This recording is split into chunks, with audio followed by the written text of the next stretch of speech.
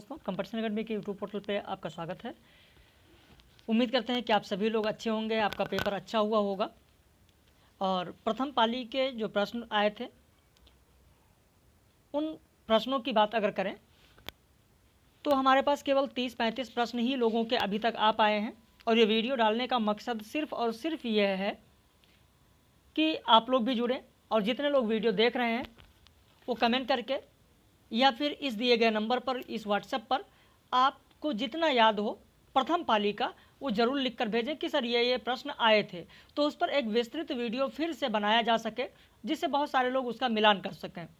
हमारे जो paid members हैं वो तो बहुत खुशी हैं, उन लोगों में अपार खुशी है। लगातार मैसेज आ रहा है कि सर जितना आपने पढ़ाया बहुत अच्छा पेपर आया और लगभग सारे प्रश्न हम लोगों ने कर लिए हैं। अगर 4-6 को छोड़ दिया जाए तो 4-6 वो तो हर परीक्षा में ऐसा होता ही है, 4-6-10 प्रश्न तो होते ही होते हैं भाई। साहित्य पूरा सागर है, मैं खुद नहीं कह सकता हूँ कि सारे प्रश्न मिल ही जाएंगे हमारे यहाँ से।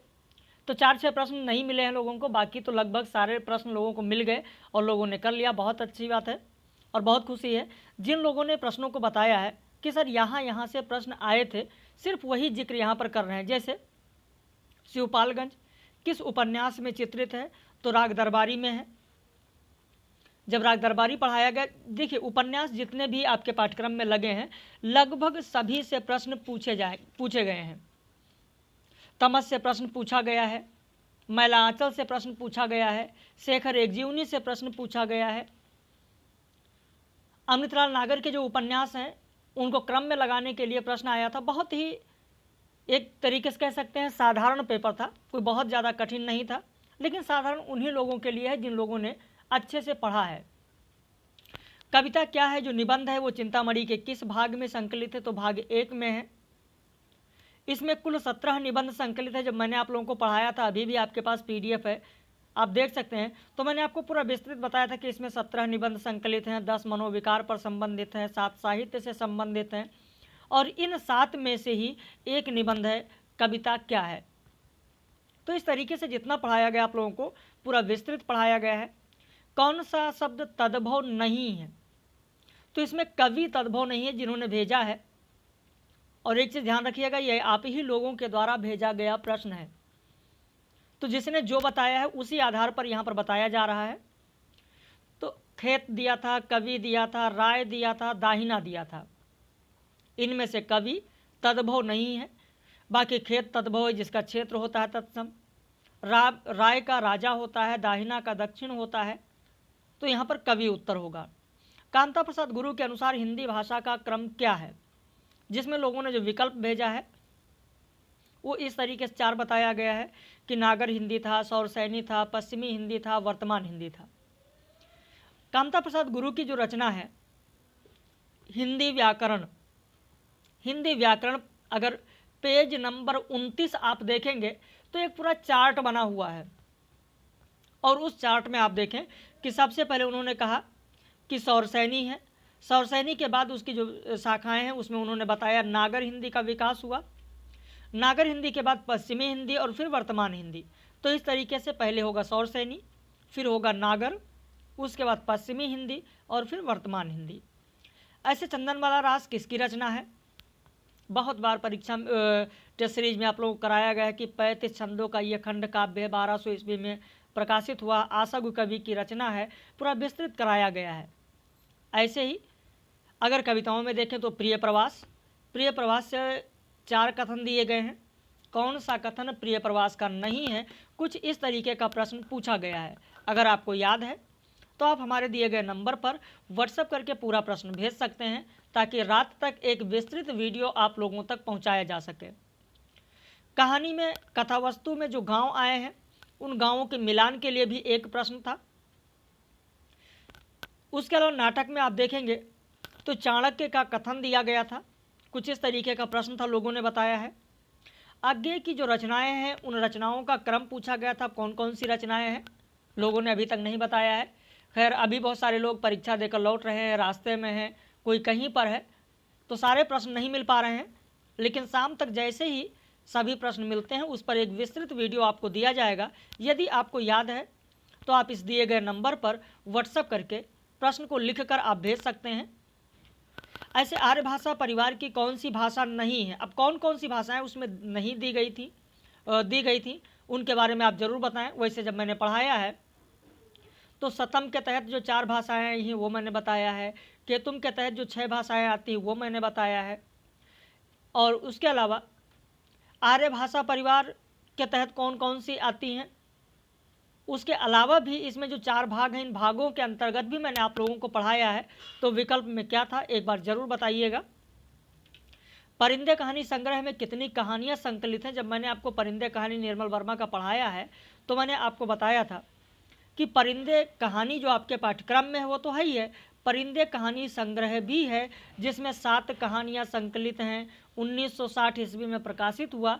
याद करिए UPHESC का जब बैच चल रहा था वहाँ भी मैंने आप लोगों को पढ़ाया है, वहाँ भी विस्तृत मैंने कराया है, 2 बार आप लोगों का सिलेबस हुआ है। भारत दुर्दशा का अंतिम दृश्य क्या है ये भी पूछा गया है, जहाँ भारत की मृत्यु हो जाती है बताया गया है। परिवर्तन कविता की विषय वस्तु क्या है, सुमित्रा नंदन पंत की जो कविता है जो परिवर्तन मैंने आप लोगों को पढ़ाया है उस विषय वस्तु के बारे में लोग बता रहे हैं कि 4 पॉइंट दिया गया था। अब वो 4 पॉइंट कौन से थे, एक एक शब्द के थे या कैसा था, आप लोग ज़रूर बताइएगा। इंशाअल्लाह का किस भाषा का प्रयोग नहीं करते हैं, तो वो उर्दू भाषा का प्रयोग करते हैं, फारसी का प्रयोग करते हैं, हिंदी का करते हैं। अब इसके अलावा और क्या नहीं पूछा गया, क्या उसमें दिया गया था विकल्प में, आप ज़रूर बताइएगा।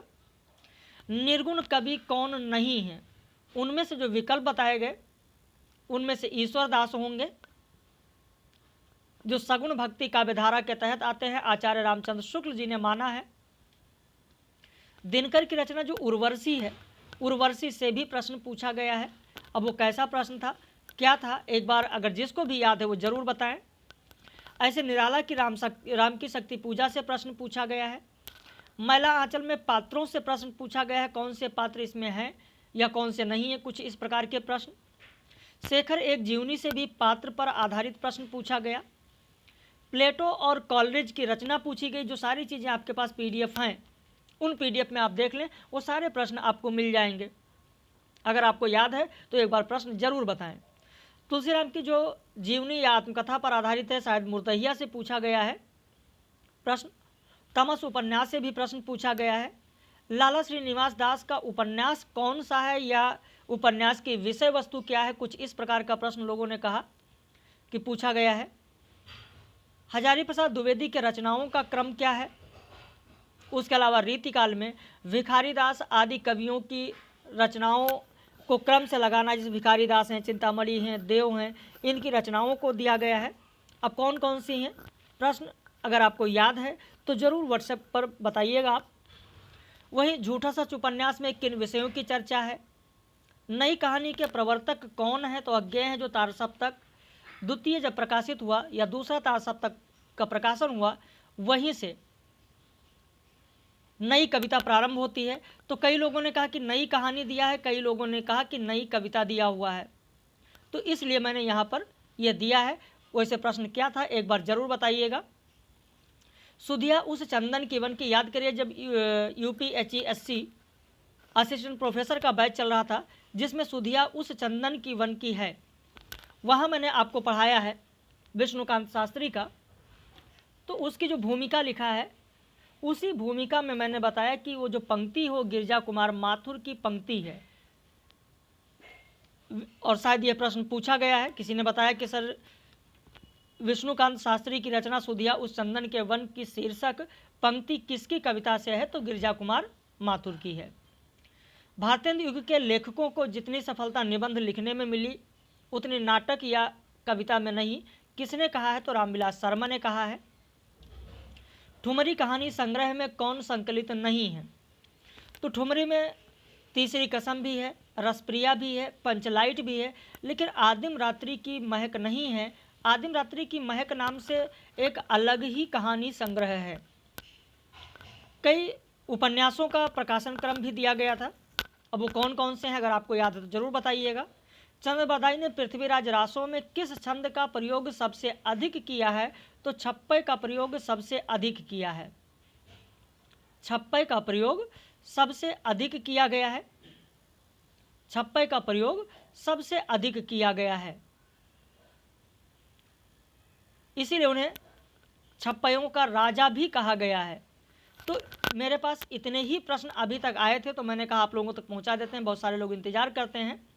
लेकिन जिन लोगों को याद है प्रश्न, आप परीक्षा दिए हैं, तो आप हमारे इस नंबर पर जितने भी आपको प्रश्न याद हैं, इस नंबर पर आप व्हाट्सएप करके उन प्रश्नों को बता सकते हैं। साथ में अपना नाम लिख दीजिएगा और प्रथम पाली लिखना बिल्कुल भी ना भूलें, प्रथम पाली भी साथ में लिखें, क्योंकि अभी शाम को दूसरी पाली की परीक्षा हो जाएगी, उसके भी प्रश्न आने शुरू हो जाएंगे।